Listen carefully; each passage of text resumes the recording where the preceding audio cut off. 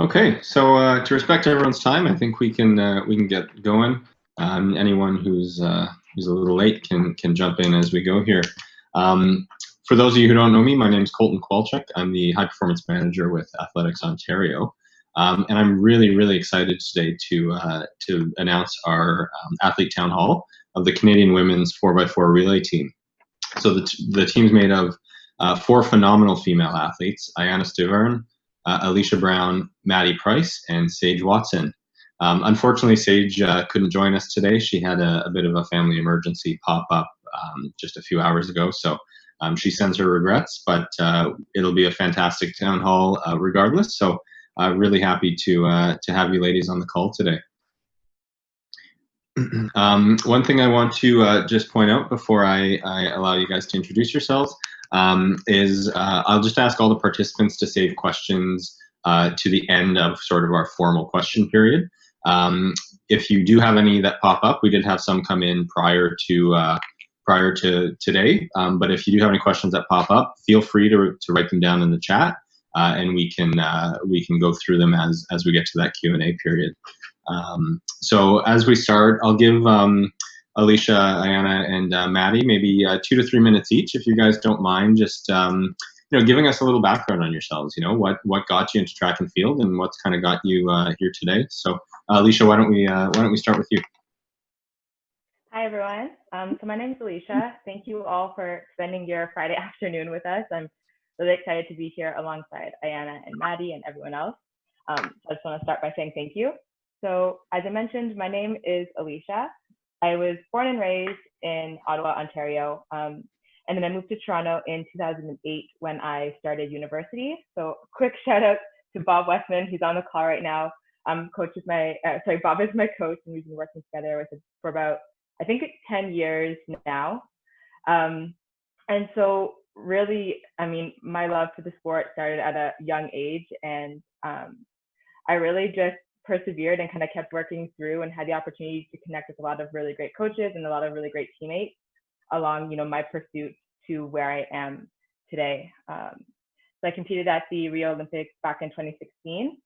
I competed in the 400 meters and also the 4x4, and as part of the squad that finished an exciting fourth in Rio alongside Sage, Carlene, and Noelle. So we're really proud of that accomplishment, and now what we're working on as a team is towards the next Olympics and hopefully earning a spot on the podium.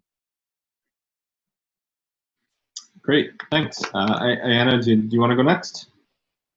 Yeah, I'll go. So I'm Aiyanna Stiverne. I've been on 3 world championship teams so far. We've gone to multiple finals. Track and field, I wouldn't say it fell into my lap, but I happened to be at a track practice one day and I was like, oh, I want to try that. And 10 years later, here I am running and trying to get faster and faster because the world track and field has continued to change as we have as well. So I'm excited to get to Tokyo whenever we get there and earn our medal because we're right there. We're ready for it. Fantastic. And last but certainly not least, our athlete who we featured last week, Maddy Price. Sweet. Hi guys. Yeah, like Colton said, my name is Manny Price. It was an honor to talk with some of you guys last week.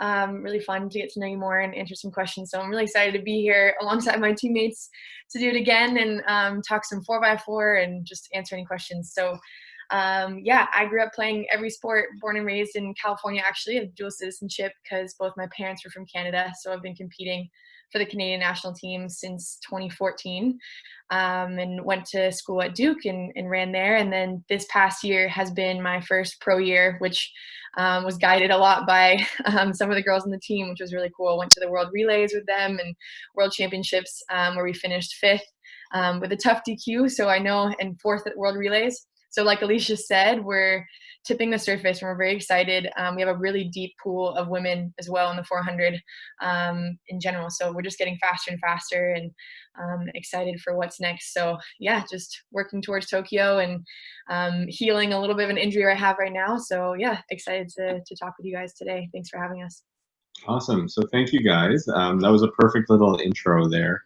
And really, Alicia touched on a little bit there. You guys have all been to some pretty major games, which I think is really, really cool. And very few athletes, can say that they've been to a World Championships or World Relays or Olympic Games. So one of the themes that I wanted to bring up today was really what that experience was like for you guys. Obviously, it can be a very different experience competing as an individual versus a team. So really, I wanted to kind of start. Maybe we'll go back to you, Alicia. And if you guys can kind of jump in, but really take us through, or take the viewers through what a day at a major games is like. What is it like arriving? All those things, because it's so different. We've talked offline a little bit. It's so different from a track meet in Toronto, where you can show up an hour and a half before, do your warm up, and you're right there. It's 2 minutes to the track. So maybe we'll start with you, Alicia. What does what did kind of getting into a major games experience kind of look like for you? Your first one, maybe, was it overwhelming to you, or? Ooh, good question. Those are a lot of really good questions. So I'm excited to kind of work through those with the ladies. So I would say that my first experience in a major games was, I think it was CSU 2013, and that was particularly interesting because it's a multi-sport competition. So it's not just track and field like we're used to when we compete, but it has a setup like an Olympic Village. So there's a whole bunch of different nations, a bunch of different sports. We share like an eating or dining hall. And I remember arriving there, and it was just like nothing I'd ever experienced before, and nothing really prepared you for that because you'd never been anywhere like that before. A local track meet, there's just track and field athletes, and we're all kind of there for the same goal. But in a situation like a village, like a multi-sport village, like the Olympics or FISU, there's a lot of different things going on. So I think it's really important when you arrive to really remember why you're there, because it's so easy, I think, to get distracted by all the different things that are happening. And then once you're there, it really is no different from preparing for any other meet. Like if you approach it with the mindset of this is different, I need to do something different, you're undoing all the training that you spent years preparing for. So I think in those situations, just remembering to go back to the basics, remembering what got you there, and knowing that now is not the time to change your routines. Like you don't go to the Olympics or you don't go to a major game and decide that I'm going to do another 4 workouts and I'm going to change the way I eat and things like that. So I think it's really just like going back to basics and knowing what works for you, and holding that account, like holding yourself accountable to those steps. Right. That's great. And so did you find, Alicia, and I'll kind of ask Aiyanna to kind of jump in here as well, but did you find, kind of day you arrived, did it feel different? Like, was it significantly different from, going to say a smaller regional meet, for example, like a NACAC or something like that? Oh yeah, absolutely. I remember when I first entered the Olympic Village, it was kind of this overwhelming feeling. It's like, I think for most of us, competing for the nation is something that we dedicate our time and our lives to, and so it's a big accomplishment to be there. And you're finally there, so there's these feelings of like, oh my goodness. And then all the things around you are completely different as well. It kind of, it's an interesting analogy, but it kind of feels like you're walking into an amusement park for the first time. And I think that's something that a lot of people can relate to. There's just I can see like Aiyanna and Maddy both like nodding their heads, like, yeah, it just kind of, there's a lot going on. And it's a little bit surreal. It's you almost have to pinch yourself and like, did I actually just accomplish this? Am I here? What does it mean to be here? Yeah. I don't know, Aiyanna, do you want to elaborate on that?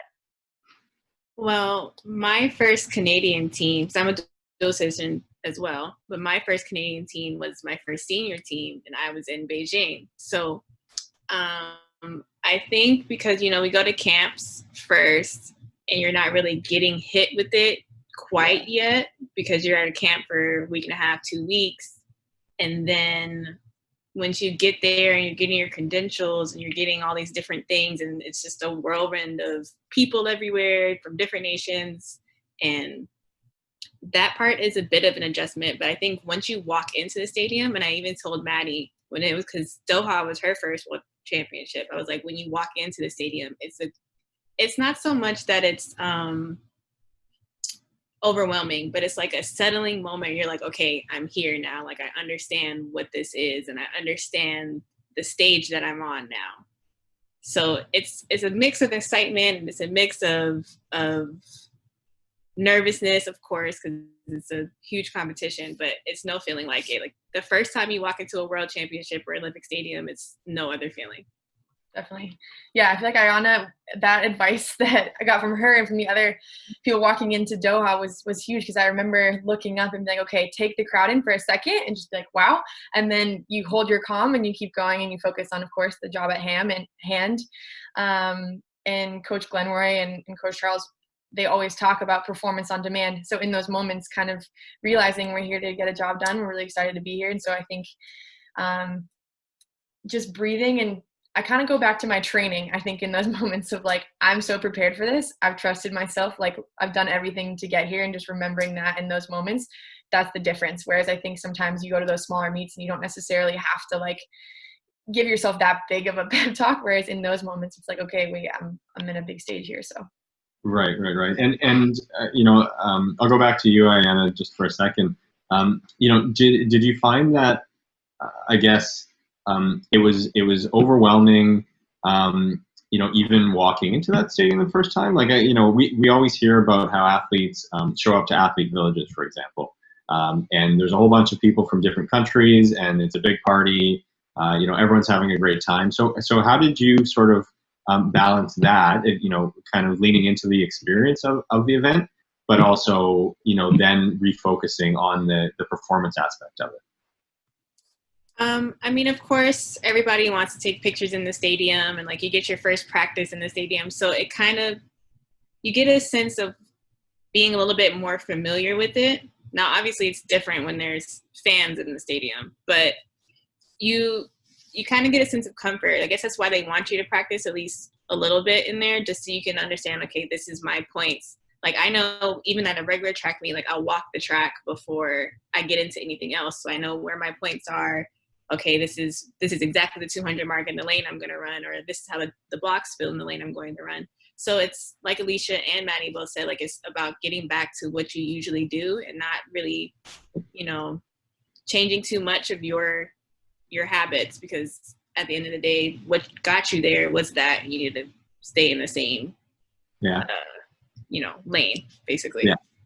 Yeah, and so how many practices would you have prior to, you know, your first round of competition, would you say? Well, on the track, you probably won't really get on it too often, maybe one or two if you're lucky, depending on what the meet is. I know World Relays, we could have gone to the stadium a little bit more often compared to, like, let's say Doha, because we had to deal with the weather, time, and things like that. So it just depends. But we do go to the practice stadium, so you still get the same kind of feel. Like, this practice stadium is literally like a few feet away from the actual competition stadium. So you get the same kind of feel. You still see, like, you know, other countries, because they have their tents and their IST teams and things like that. So you get the same feel, but that first initial walk-in is, I think, pretty important, just because, you know, you get to see maybe where the wind would be coming in if the stadium's not, you know, completely covered, or just measurements and lanes, and it's just that first part. Yeah. All the little things that you kind of have exactly. to do in that I guess puts you out of your comfort zone a little bit. Exactly. Okay, and so you know, you guys kind of given us a bit of a picture, you know, what that first few days looks like, you know, the practice. Maddy, maybe you can take us through kind of what race day looks like, because again, you know, we've talked about it. It could be a few hours before you get, you know, from your say hotel room or room to, you know, waiting to get onto the track for your race. So Maddy, what does that look like, and how, you know, in your experience, how long has that taken, and how have you kind of had to adjust in order to make sure that your routine kind of stayed with it? And Aiyanna and Alicia, feel free to pop in if you have anything as well. Definitely. Yeah, that's a great question. I think similarly, we stick to race plans that we have, but it definitely takes some time to work backwards, right? Because a lot of times our races are in the evening. So I remember in Doha, Alicia and I were roommates, and we would spend time like writing out like the time, like, okay, like an hour to get on the bus, 30 minutes to get on the bus, like very kind of regimented so we didn't miss anything. So that day it definitely looks like just getting up, going to dining hall, having your breakfast, kind of hang out. I'll normally do a shakeout. I know the other girls do too at some point. A lot of times that's in a hotel, the hallways. Like you'll do some skips in the hallways, you'll do some strides in the hallways and kind of get your body ready. And I think that shakeout also mentally relaxes you a bit because I'm like, okay, I got my body moving. Like I'm starting to prep. I'm starting to feel good. The energy is starting to build. And a lot of times with the 4x4, especially if it's after a prelim or something, we're finding out who's running the relay like very, very close to the race, whether it's the night before or sometimes the morning of. You're finding out who's on the relay. So no matter what, you have to be prepared. So I think just knowing everybody's prepared, everybody's ready to say, okay, you're on anchor, you're on second leg, that can sometimes be a bit stressful, but I think we've had the time to prepare for that. So and then yeah, just getting on the bus and having your headphones, having your snacks. We do bag checks, which is just a little thing that's so important that I didn't realize until I got on these big kind of major teams. It's just making sure you have your spikes, making sure you have snacks and water, especially in Doha. So those little things, just kind of like the check marks along the way.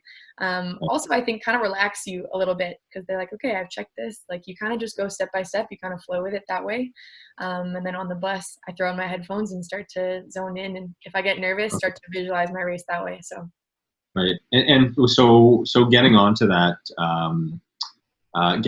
bus, for example, say you have like a 7 p.m. race. Are you on that bus at like, 5 o'clock? Are you on that bus at 3 o'clock? Like kind of what does that, almost if you can take us through what you and Alicia did as roommates, what were those timings for you?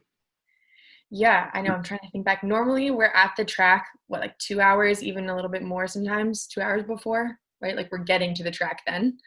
Alicia, I feel like right around there. Yeah. So, and then previously, like at Doha, it took a little bit to get to the track. So you get on the bus, like 32 and 45 minutes before that. But our shakeout, I normally try and go like 5 hours or 6 hours, like outside of the race, I think, before the race. So it's normally in the afternoon, or like somewhat after breakfast or after lunch in that time frame. So Alicia, if you want to hop in. I was going to add, I just want to, I guess, reiterate how like methodical our day is planned. Like Maddy spoke about kind of checking off those points, but I would say that it even gets more in depth to that. Like we have almost every 10 minutes blocked out. And so it comes from like what time you're going to wake up that day to then what time you're going to eat breakfast to then, okay, well, when's my snack going to be? When am I going to go to the bathroom? When am I going to take a shower? And it's all so that we are prepared to roll at race time. So it really is this very strategic work back schedule that incorporates all the little things that you would do in a day. But the big reason or why it's so important for me is that it takes away the stress that on the day, because we're already dealing with so much race anxiety and race stress that day, that if we can go and create a very defined list of like what we need to do and when we need to do it, it gives us one less thing to think about on that day. So that all we are focusing on is performing at our best when it's time to do so. And so even those moments of like nap time, or like maybe that's 8 hours out after lunch, we try and close our eyes for an hour, but that's strategically put in at that time for that reason. Okay. And so, yeah, I just wanted to really reiterate just how methodical that day really is for us. Right. And yeah, I can tell you guys, in speaking with you guys prior to this call and other athletes who have participated in major games, that's what I think we're trying to convey to the audience today is just, it is so different. And so your first time, it can be so drastic, the change. You're in a different, climate, you're eating potentially different foods, and you're kind of getting into things, 5-6 hours before the race. Sometimes, in speaking with athletes who went to the past FISU, to get off the boat, the athlete village, just to start, traveling to the track. was a process in and of itself. So that's really interesting. And so to have that methodical, sort of planned out, almost 15-minute block by block, it really speaks to how prepared you need to be for those major events. So maybe I'll go back to Aiyanna now. Aiyanna, so you're now 30 minutes, 45 minutes before your race. You're kind of finishing up at the warm-up track. What does that process kind of look like, going then, leaving your coaches? Now it's just the four of you. You're going into the corral, per se, and you're getting ready to go. What's the thought process there for you? Well, at that point, we've done our warm-up, we've done everything. We've had our headphones in for an hour, 15 minutes. So now everybody's like, okay, I got to make sure my uniform's on. We got to rush to put on our bibs, front and back. And sometimes we fumble because people are, we're shake. I know I shake half the time too, but I'm like shaking, trying to make sure I'm getting this in. Oh, don't let me poke you. Like, it's just, in that moment, it's a lot of things going through your head. You're like, okay, you're breaking down your race, but you're also making sure your teammates are comfortable as well, because we know that I know I'm nervous. I know she's nervous. We're all nervous, and we're all trying to be one collective unit when 6 months before we were all training separately. So it's a lot of thoughts that go through your head, but in that moment, you're hearing like other teams are gathering, doing their pep talks. We do our quick little pep talk, and then we sit in the call room for about 20 minutes. Again, trying to stay warm. Sometimes the call room can be cold. And you just try to make sure you have everything. You got your left spike, your right spike. That's all you need to get onto the track. And we go on with the plan. We do like a couple exchanges before together. But we go in with the plan. We do what we did the day before that got us into the final. And then everybody runs their best race. Make sure you get the other girl the baton, and that's it. Okay. And you just mentioned make sure you give the other girl the baton. And I'll ask this to all three of you, so maybe you guys can take turns, and we can stick with you first, Aiyanna. But what is it like working with a group of girls that you've maybe only worked with for a few weeks in total prior to a race? You mentioned you may have the shakes. Pardon me. You may have the shakes. You may be super nervous, and so you're now going into a stadium with thousands and thousands of people, and you're expected to, on the fly, pass this baton off. What is that like? What's the mindset, and how do you kind of overcome that? Not working with that team for years or months and months ahead of that competition. Well, I think luckily for us, like, we get to have camps. So this past year, we've all gotten really, really close, and I think that really has helped us mesh together as a team, because we had two camps beforehand. We had pin relays and world relays, and then that was the only time that we were separate. So I think, again, lucky for us that we were able to mesh as a team. But I think that just goes into you having faith in your training as well, and understanding, like, you've built up to this moment. Your coach has set up your program for you to peak at this moment. And all it takes is for you to do and execute the way you're supposed to. And I think also because we have this relationship, like, you want to make sure you get the baton to her in the best way possible. So if I have to scoot around anybody or whatever, I'm going to make sure I get the baton the way I can, the best way I can, no matter what. Yeah, if I have to. But as long as I get it there and she has some space, we're good to go. Okay, good. Maddy, how about over to you? Yeah, sorry, there's some thunder going on right here. Yeah, I think the 4x4, I want to touch on this, is very much like a heart race. Like, you are racing with your heart, and you're doing it for the girls next to you. So I think it's been amazing getting to know all of us better through all these relay camps. And, like, we all care about each other a lot. Like, we're checking in on each other. Like, Aiyanna and Maya Stevens both just started their, like, own businesses. And I know, like, all of us kind of supporting that. And, like, off the track, right? Like, these little things off the track that you can be there for the other girl translate so much on the track. And I think you can see that in a lot of interviews that we had throughout the year. You can see us all talking about the reason why we were successful, I think, last year. I mean, there's multiple, but I think one was that we were so close and, like, we had these opportunities to connect. So, yeah. That's fantastic. And Alicia, I'll give you the last word on this question. honestly, I think Aiyanna and Maddy just summed it up and nailed it perfectly with the kind of like the overall vibe that we carry. The only thing I could really think to add to that is that I feel like we're very fortunate to have, 4+ really strong, independent women that know how to take care of themselves. And I think part of the reason why we have that success is because we all have these practices and strategies in place to help us perform at our best on the day of. So I have faith and I have trust that my team is ready and prepared and have done everything that they can. And that's all that I could ask of them, And Right. so I just have so much faith in these women that they're 100% there on the day. And so that, coupled with the connection and the bond that we've shared over the last 4 years or so now, really contribute to our ability to perform as like a cohesive unit when we need to. Right. That's fantastic. And yeah, I think, hearing that, having that bond and being able to rely on each other is a big factor in a team sport, right? I think we take for granted sometimes, in a sport like track and field, sometimes it's all you, right? You're the 400-meter runner, you're the 200-meter runner. But it's a shift in that mentality when you go to those relays. So last question I wanted to kind of bring up from my end was just kind of surrounding the way it works. So with major games, it's not like you go out run one 4x4 and then you're done, you go home.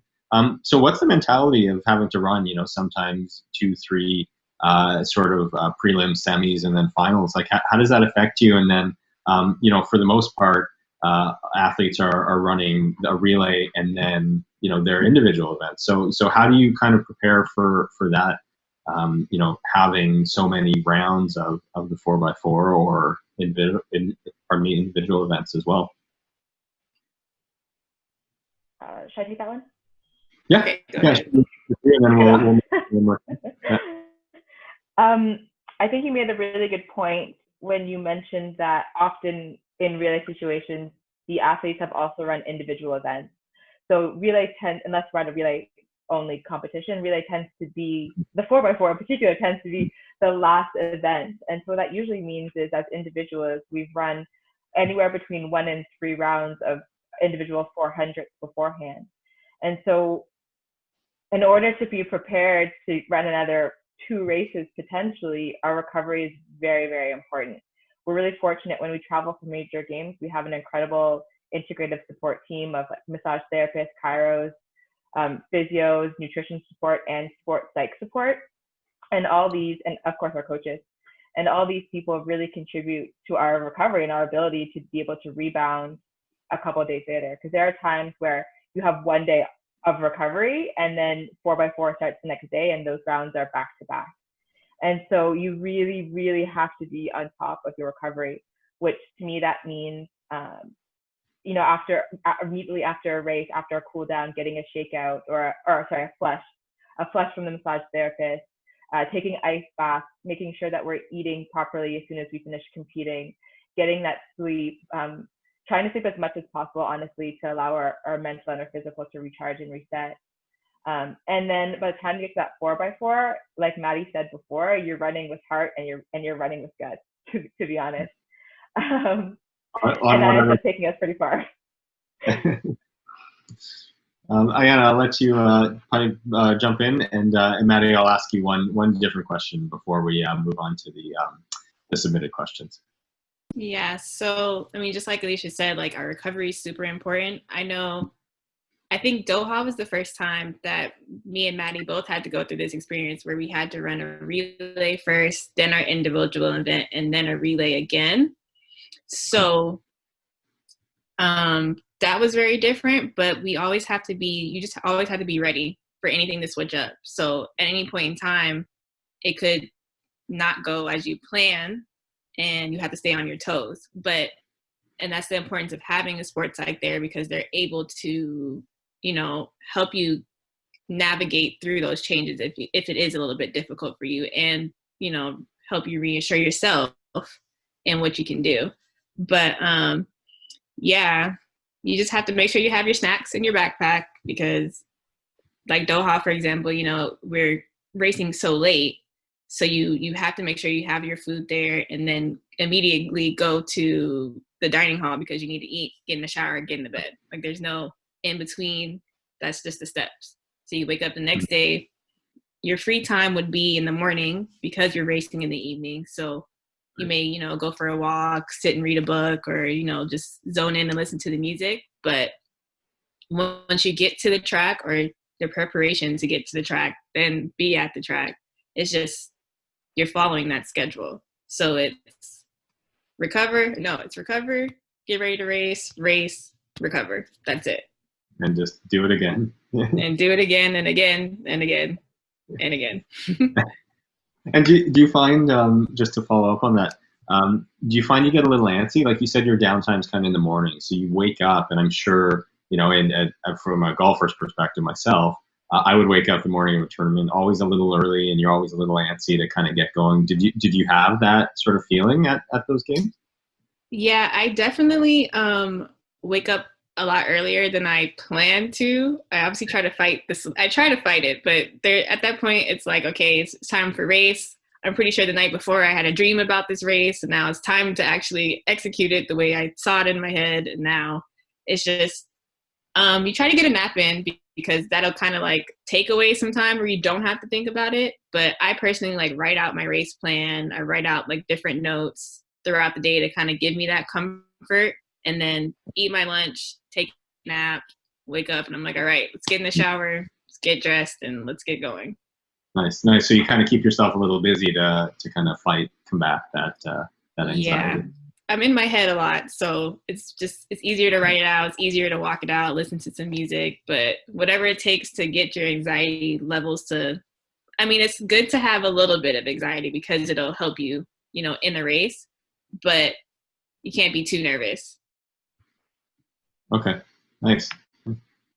So last question, I want to direct it towards Maddy because, again, we had Maddy last week, and for those who kind of participated on that call, Maddy kind of walked through her early competitive days up to where she is now.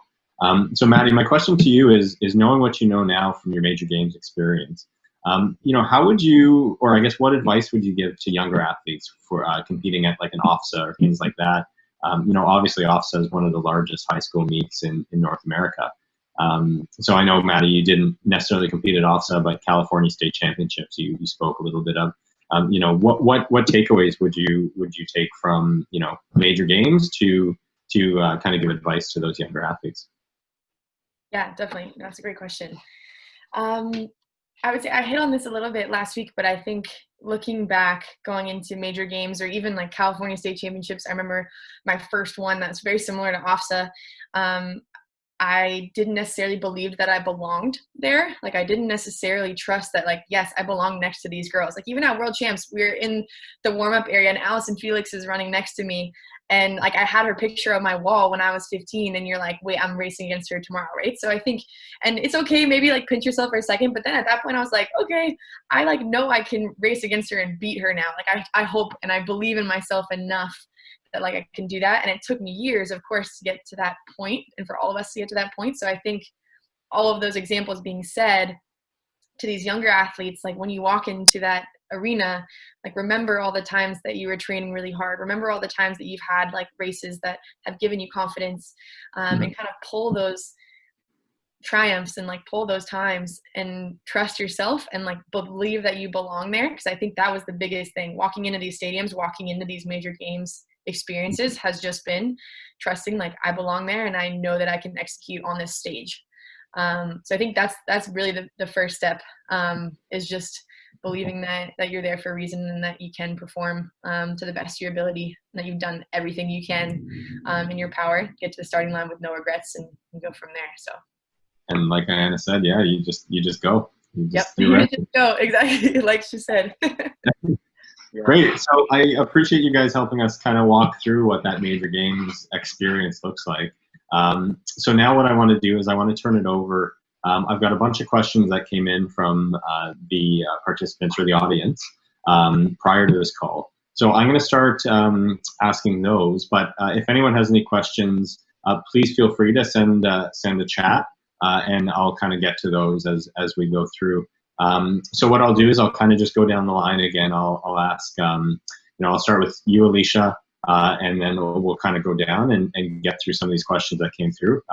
Unfortunately, we won't be able to get to all of them. We had almost 40 questions, I think, that were submitted. But we have gone through and picked out some of the really good ones, and we'll go through those.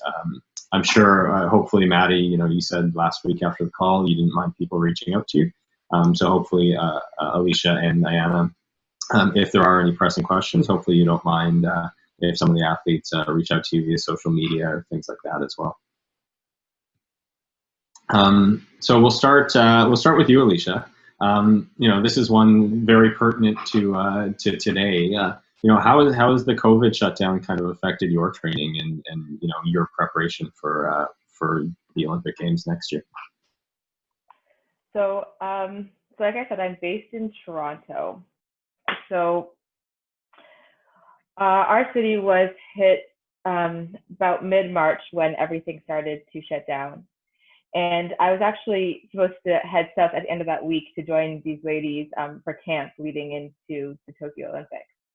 And so COVID has certainly impacted the way that we are able to train in Toronto. I know it's a little bit different across the country and obviously on a global scale right now, but Bob and I did a really great job at setting out Zoom workouts. So especially when everything first locked down and it really wasn't very safe to be outside, or it wasn't recommended to be outside, we spent a lot of time doing full body circuits in our living rooms, or running the stairs in my building. And then when I got to a place where we felt a little bit more safe going outside, it transitioned to a lot of running on the road or running in a park, whichever park I could walk to, and things like that. We haven't had access to a track until about 4 or 5 weeks ago, so it's still fairly new.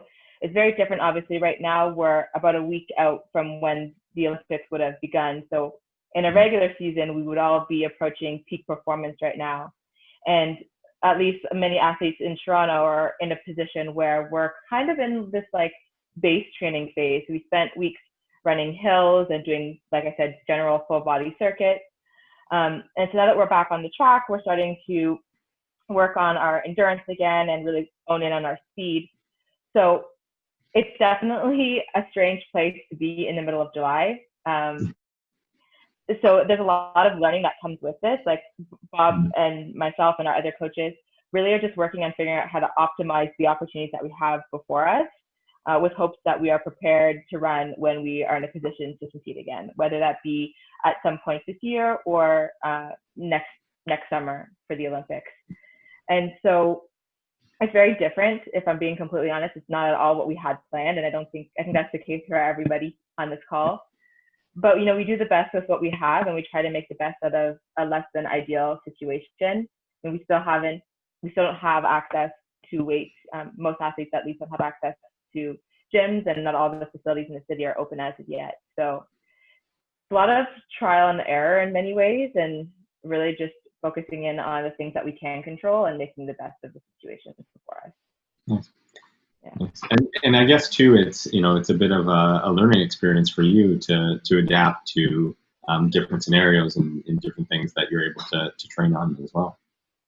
Yeah, that's a huge part of it.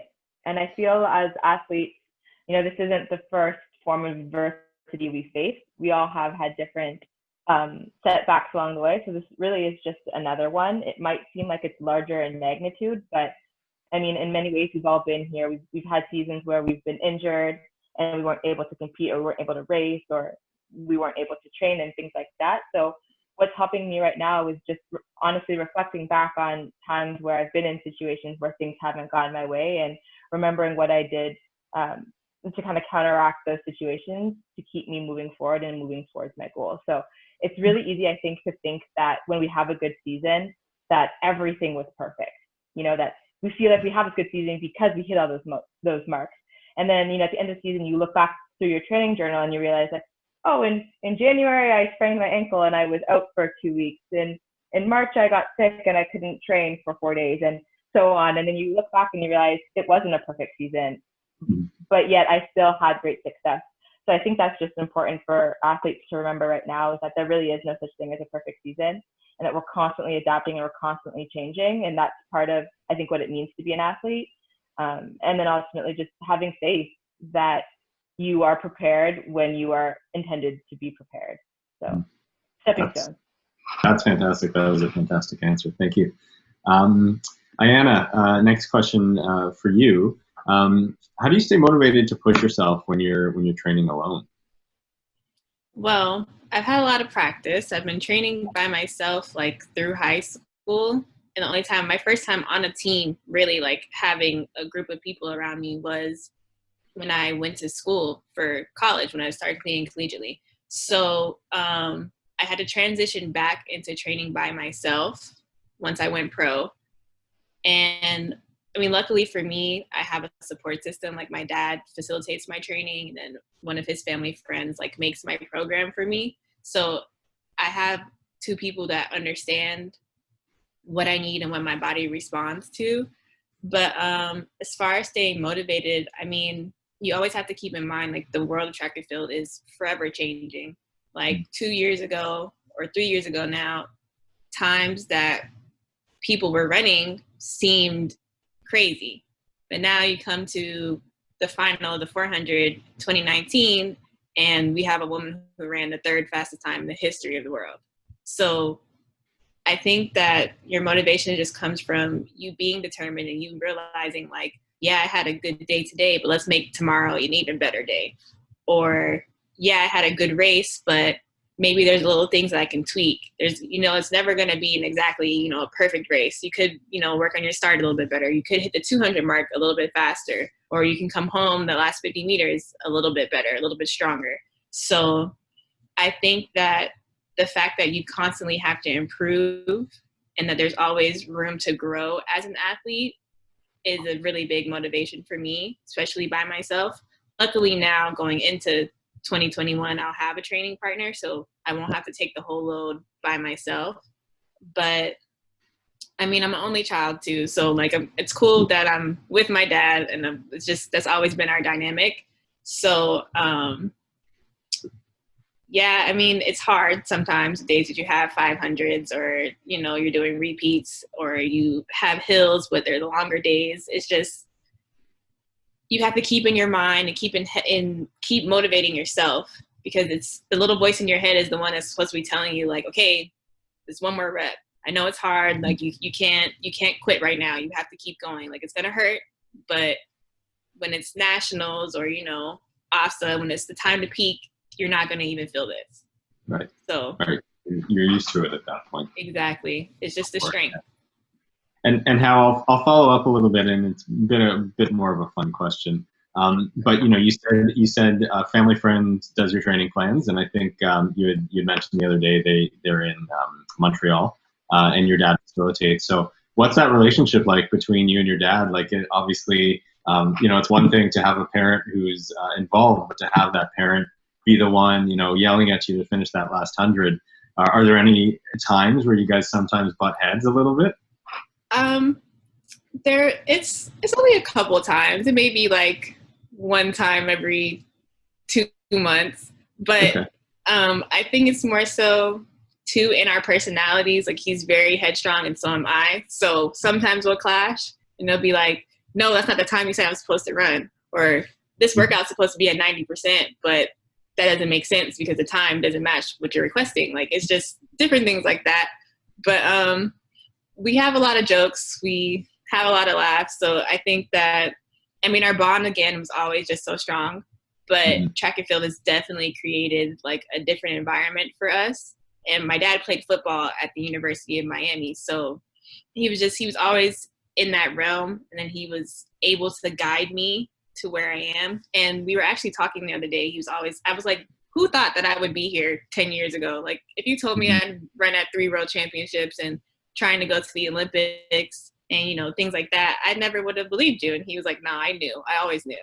So he's always been, kind of like my rock, my backbone. That's awesome. So Maddy, we're going to ask you one now. Has years of hard, intense training become easier or harder over time? And, you know, is it easier to kind of push yourself now versus when you were younger? Yeah, that's a great question. I think one of the things that has changed is just like how I approach practices. So I think when I was younger, like I would kind of just show up and run. Whereas now it's like, okay, there is rolling beforehand and there are ways to prepare your body so that when I actually get into practice time, like I'm ready to execute, probably more than I was prepared back then. But I think I would say, I mean, all the athletes and people on here know like running and track practices like aren't always easy. Like I would never call track like easy. Rarely. Those sports that's like never easy really in practice, right? So I think they don't get that much easier, but I think you just get mentally stronger, you just get physically stronger, you just get more equipped to handle those practices. And also I think you're able to push yourself to a higher limit the more experiences you have in practice, right? To treat like I have an all out 300, let's say today, I'm able to like try to put myself in that race setting to push myself fully to really execute that in practice. I think that's taken a lot of time. Like Aiyanna and Alicia would, I think, attest to this. It takes time to get to that point where you're like, okay, I can execute this like I would in a race style. So I would say those are the big differences in terms of practices back then to now, is just being able to hit that full speed in practice and preparation and mentally approaching them. Okay. But it never really stops hurting. I wouldn't, yeah, no, I don't think so. And that's the thing. I think I thought when I ran like 51 or running 52 or these faster 400 times that it would feel magically better, but like running a minute in a 400 and running a 51 or like probably 50 point in a 400 feels the same, I would say. I don't know, like the 400 is always going to hurt. So I think that's just track, but I think you just get better at mentally pushing through that and mind over matter and working on those things in practice, taking away the little wins from practice too. So Good, thank you. So we'll go back to Alicia again.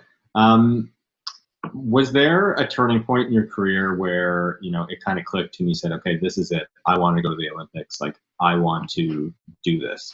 I'm going to commit to it.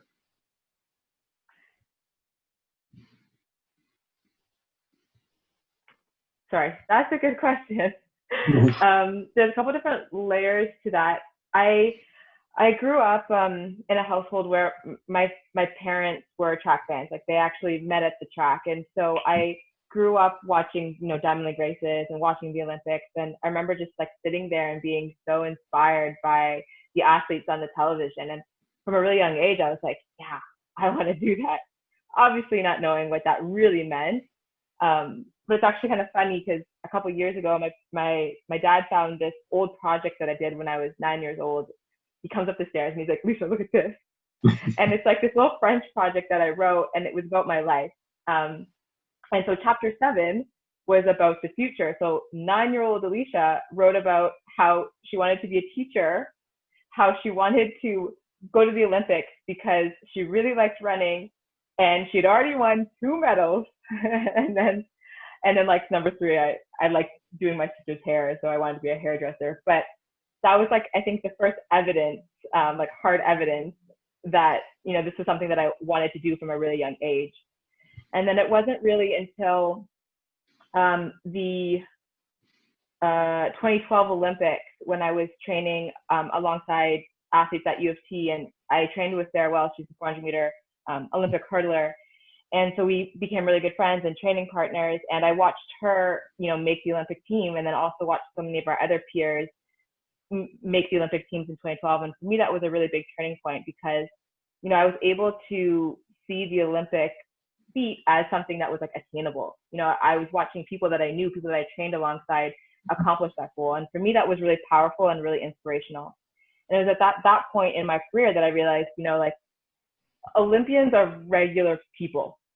Like Maddy and Aiyanna are no different than, you know, you and I, or they're no different than who they were really 10 years ago. I'm sure their processes have changed and things like that, but we are regular people. And so I was able to have that realization by watching so many athletes compete in 2012. And for me, like I said, that was kind of a turning point where I recognized, and I really started to believe that that was something that I was able to accomplish.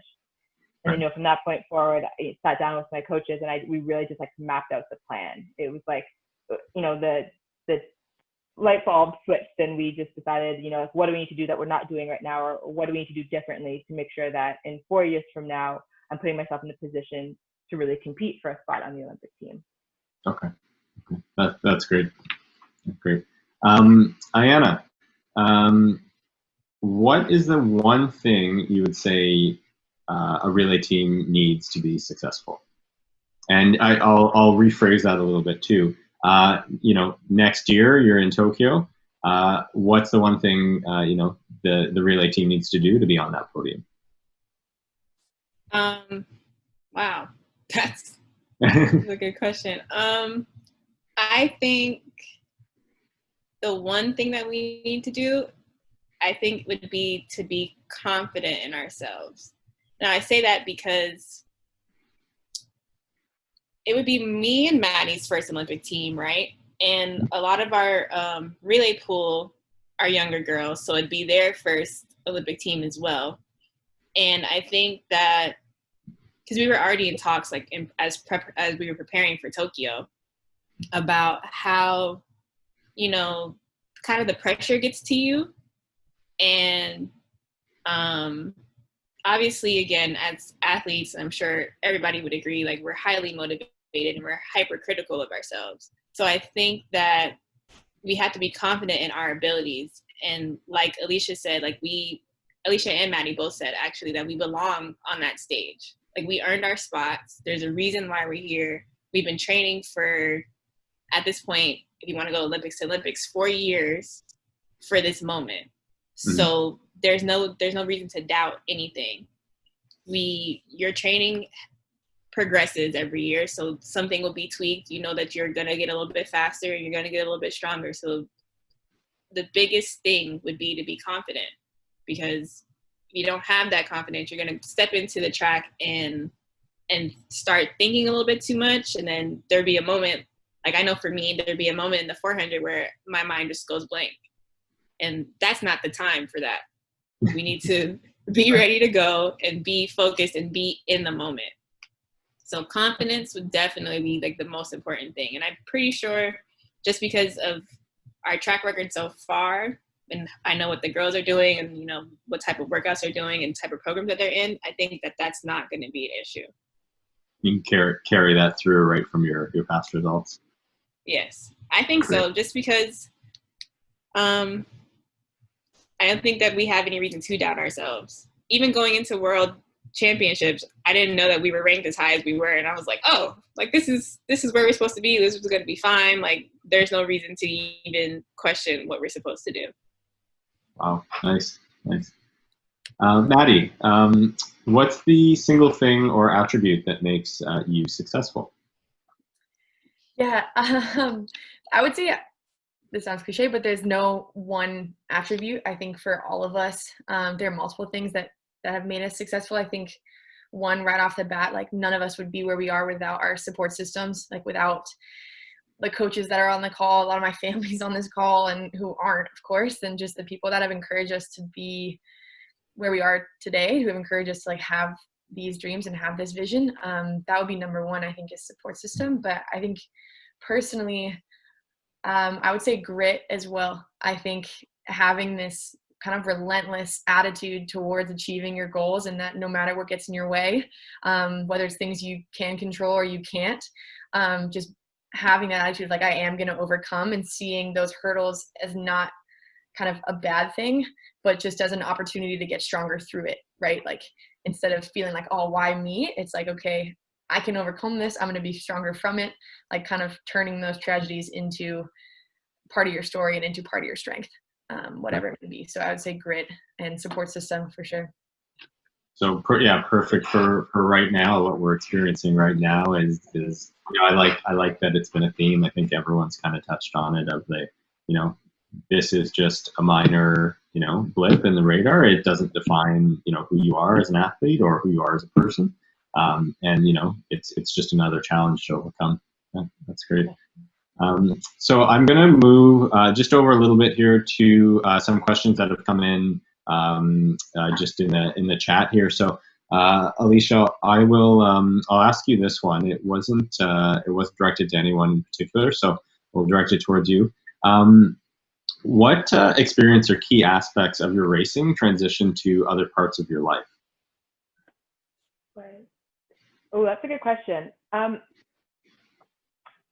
What I really appreciate about this question is that I've spent a lot of time not even recognizing how the things that I acquired through sport translate into my life. And I think as athletes, we're so hyper focused on what we're doing, and we get kind of like laser focused, and we just apply all this greatness into this one area of our lives without taking that step back to realize that these are transferable skills. And it took me a long time to really like make that connection and to really believe in that myself. But pretty much everything that we build as athletes along this journey can be mirrored in a business setting, for example, or in ways that we interact with other people in relationships. It's the focus, the determination, the grit, like Maddy spoke about, are all key attributes to help propel you towards your next goal in life. So anything and everything that comes after sport, because sport will end and we will move on to other things.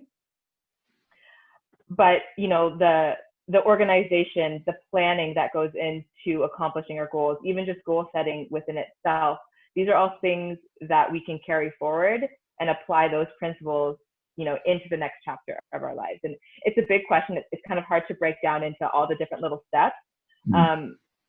But the thing that's helping me, I think, the most right now is reflecting on, the mental tools and tactics that I've used to accomplish success in track. And so for me, that's, really strong goal setting, understanding why I compete. So looking introspective. It's about planning and my coach and I will sit down and we plan out the week and we know exactly what skills we're trying to build. And then what we do is we establish those skills. We set a program to help me develop those skills. And within that program, there's action steps. And then there's takeaways that I can then go and apply, whether it be on the track or outside the track. So I think even if you just take a step back and you take a look at how you program, and maybe you're not the one doing your programming, but if you take that time to sit down with your coach and understand, why you're programming, taking that, you can take that and apply that to just about any other project that you're working on. So it's setting the goals, figuring out what skills, and then creating action plans. And so I think that's kind of where I would leave it right now without, giving you too much information and overwhelming everybody. I think those could be like the three kind of takeaways or transferable skills. Yeah, certainly. I was a competitive golfer, and that was one of the things when I had kind of, I'll say, retired from the sport was, a lot of employers really favored the fact that I was a competitive athlete because of all the things you just spoke of. And I will add too, sport certainly doesn't have to end. You can do it for life. We have masters athletes who are still breaking world records at any age. Paul Osland, our CEO, being one of them. So certainly something that you can carry through for a long time. So I think we'll go with two more because I got two more here in the chat. One for Maddy, and this one I will ask for, or I'll present to you, Aiyanna. How would you describe the culture within the 4x4 team? And are there any competitive advantages you feel, as a relay team compared to others, either tangible or intangible? I think the biggest factor, and we've all touched on that, is our connection. Right. I think that, like, if you want to use a comparison with like Team USA, at any point in time, their team can change, right? Okay. So you go to one of their trials, and it could be a whole group of 6 people that never had a chance to compete with each other, especially now because it's kind of like a changing in the guard of the world of track and field. So the people that we grew up watching are now phased out, and it's a whole new group of people. Whereas with us, I mean, yeah, I've been running on the team for 5 years, but our relay pool stays kind of consistent. So you get that sense of comfort with your teammates, and I think that that's really, really, really important. And probably one advantage that I think a lot of people wouldn't understand, because I know that we're kind of, I wouldn't say we're the underdogs, but people don't really, we're kind of like a hidden gem in the relay world. So we pop up in a race and we place wherever we place, and people are like, oh, like the Canadian girls are doing what they're supposed to do. And it's because we're able to come together and have this bond and just run for each other. Because you don't feel the 4x4. Like, you feel the 400, but you don't feel the 4x4. You just know that you're getting this baton to that girl. So it's just, we're able to communicate without communication, because we have this relationship with each other. And I think that's the most important factor. And you know, I think it's kind of who we are as Canadians too sometimes, right? We're understated and sort of low key, and then all of a sudden, yeah, holy cow, we're on the podium, or we're fighting right there for that podium spot, and people go, oh, I can't believe they were right there. Exactly. Yeah. So last question. I thought this was a really interesting one, so I want to save it for last. This one's from Curtis Main, and Curtis says, you know, he's one of Maddy's middle school teachers, and had a chance to kind of, you know, watch you kind of grow up a little bit. So Maddy, can you speak to the importance of having a great coach and great foundations as a young person, and how that's kind of impacted you into your training and, you know, your daily life today? Perfect. Love it. First of all, hi, Mr. Main. Thanks for hopping on. It's great to hear from you. Thanks for the question. You're a great teacher, by the way, one of my favorites. I'm not just saying that.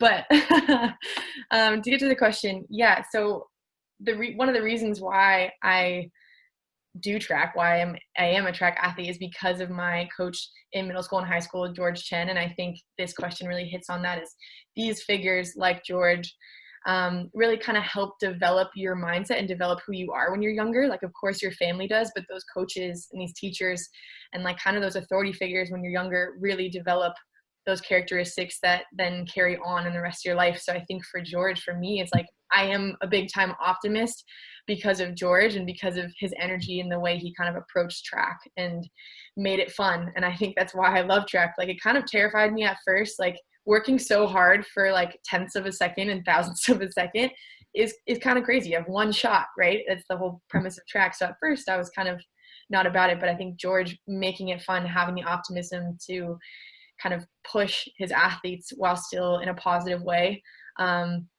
really set me up for success later on, to have that optimism, to have that kind of excitement and fun around track and around sports. So I think, and also just how much he believed in me, and how much he believed in his athletes and cared about them off the track. I think there's a lot of coaches on this call and just in the world in general that really care about their athletes as humans first and as athletes second. And I think George and a lot of coaches here as well, like, do that. And that's an amazing skill that really makes you feel valued and that your identity isn't always about sport. So I think I've touched on a couple of things here, but I think the importance of those coaches in our development is so big. So I know how grateful all of us are to them, and to all the athletes out there just listening and kind of picking up on the smaller cues when you're at practice. Like, the coaches can give you a lot more than I think we realized at the time. Looking back, it's easy to reflect for me right now. So yeah, I think he's given me a lot, and I think coaches are a big important part. So that's fantastic. And like you said, ultimately at the end of the day, we do this for fun, right? We do this for the passion, we do this for fun. Yeah, so I think that's a perfect spot to kind of conclude. I want to be respectful of everyone's time because I know it is a little after 5 on a Friday. So I want to first and foremost thank Maddy, Aiyanna, and Alicia for joining us. I know you guys have extremely busy schedules, so sincerely appreciate you joining and sharing some of your experiences with us. I want to thank everyone for joining in on the call. You know, I think these have been really well attended, and you know, at first we thought we'd maybe get through a few and interest would drop off, but it's, you know, I think with the quality of the speakers that we've had, it's people have shown interest in coming back week after week. So look out next week for our next town hall calls. And ladies, thank you again. We wish you all the best in the next 12 months, and hopefully we'll see you on TV in Tokyo a year from now. Awesome. Thank you So, so much for having us. So much. Thank you. So much. yeah, have a fantastic weekend, everyone. Thanks, everyone. Bye. Thank you.